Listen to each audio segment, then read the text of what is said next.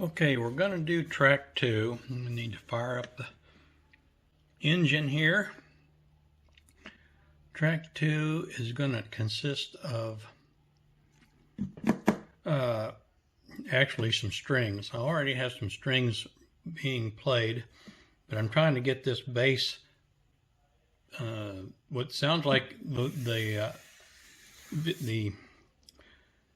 accompaniment that I'm modeling this after from PGS has what sounds like a bass drum, but it's a long hold. Haven't been able to duplicate that. Closest I've been able to come to is what we're going to set up here. So first thing I'm going to do before I do anything is I'm going to select the song that I'm going to be working on. So I'm going to click on the Songs Audio button, and then over here are the different songs within that came in the system, as well as user song 101 through 5, which are songs you can create. And we're going to be working on 105. So I'll select that and I'll hit the exit button. So that's the first thing. Next we need to do is select the voice that we're going to be recording. So I'll click on voice.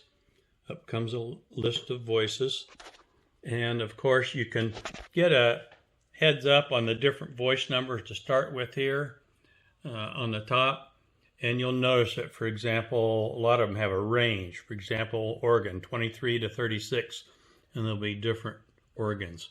Well, I'm going to start with strings, which it says up here 65 through 81. So to get there quickly, rather than just turning this dial all the time, I can just type in 0, 6, 5. And that puts me at my first strings.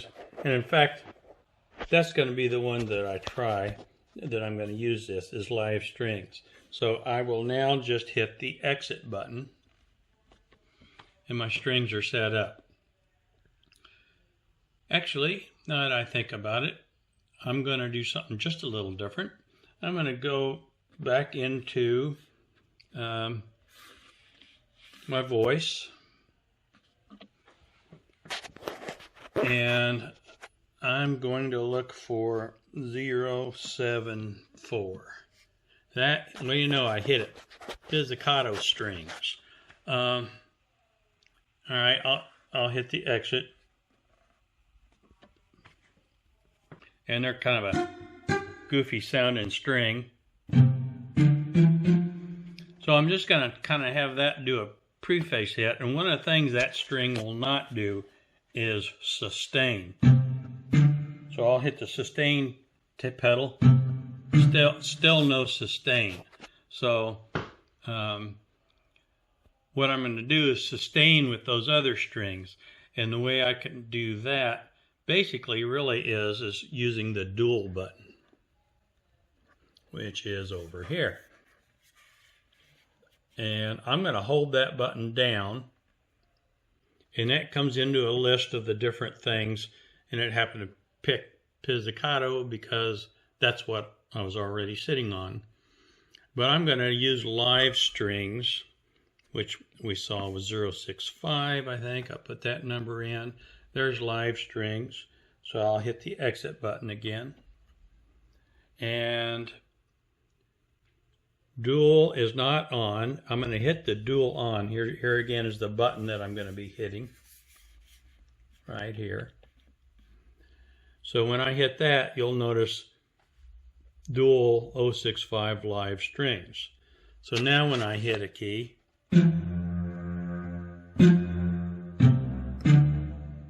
there's a hold. Now, I don't want this to be too loud in the song because this is background accompaniment. So what I'm going to do is click on the function button. And what I need to do is, there we were setting on style volume, but this pizzicato thing is going to be the main voice.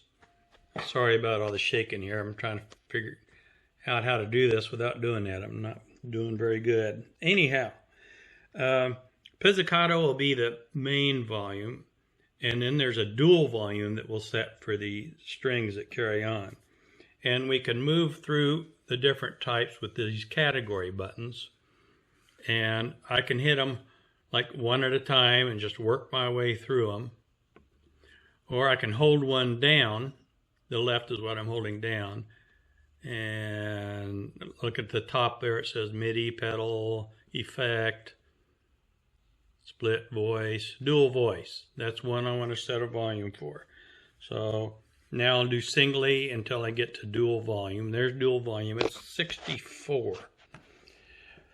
That may not be bad because I'm running 90 on my main song.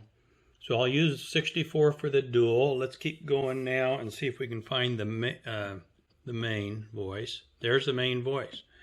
Okay, so let's get to main voice.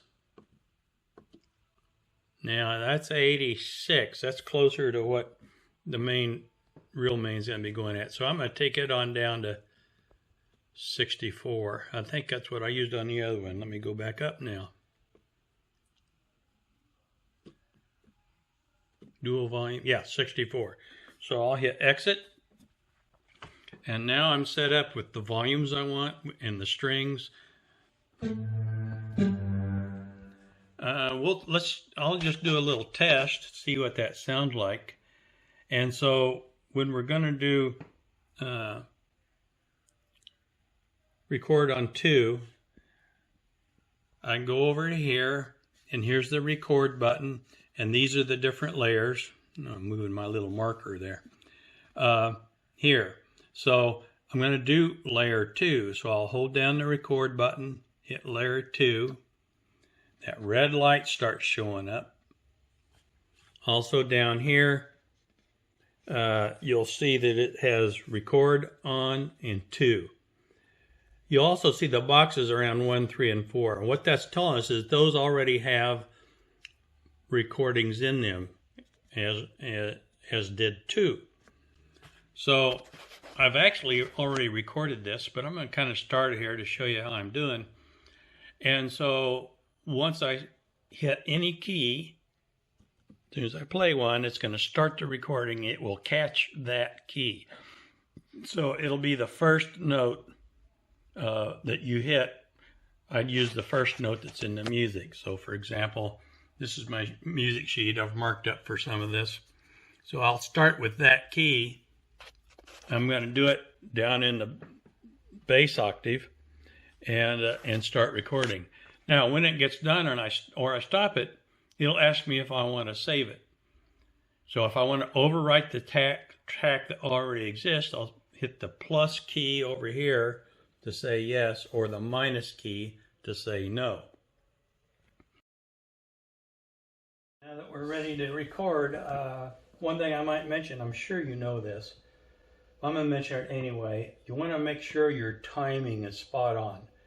I do use the metronome, even though there's one built into the teaching software I use from Playground Sessions. I use the metronome on the keyboard especially if I'm using sheet music rather than the electronic. And so anyway, your timing's got to be good. As soon as I touch a key, it's going to start immediately recording, and it's going to record that first key. So have all your testing to make sure everything's right done before you get to this point, or you'll find yourself starting over on that. Okay, so I'm going to get my hand here on my 2 bass drums, my clicker here, and let's see how it goes.